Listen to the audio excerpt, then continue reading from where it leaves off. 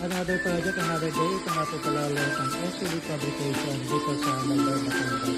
So ngayon, ituturo namin sa inyo kung paano mag-install ng plancha o plane sheet ng stainless plane sheet gamit ang TIG welding. Ayan, kung makapansin ninyo, medyo mahaba ito kasi ang plancha natin ay 8 feet lang. Kung may mga project na nare-review na more than 8 feet pinapagawa ng plancha. So ito ginagawa nila is mag-production siya ng overshells. Gagamit.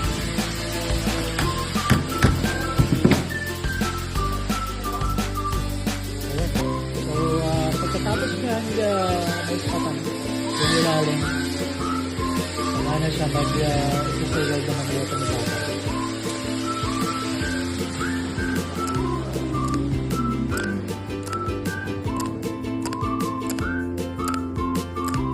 So hindi rin dire-diretso yung rubyo, no?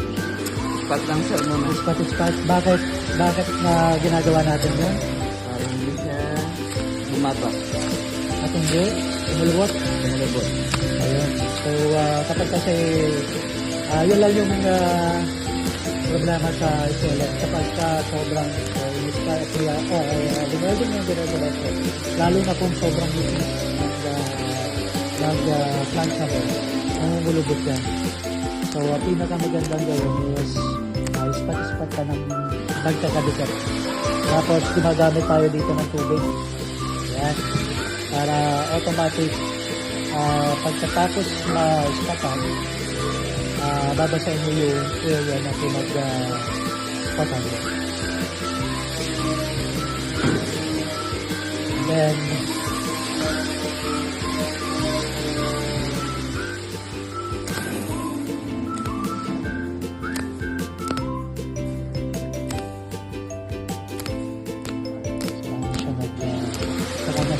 saka mamilagin na ba?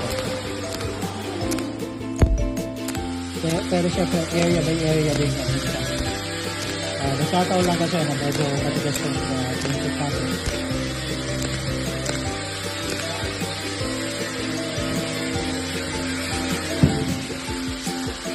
Ganito pala yun sa tulad.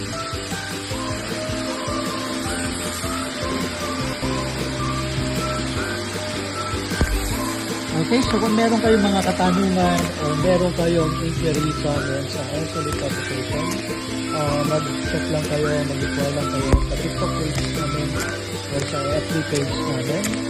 At maraming salamat. Have a good one. Okay, so ito na yung tips.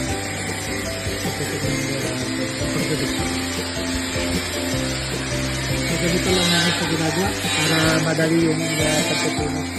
Dapat ganito lang yung pagtutunan. At sa review nga pala ako bawalan. Walang mulubot yan. Ang tayo. So dapat yan. So hindi magagawa yan kapag talaga hindi experience yung welder mo yung pagtutunan.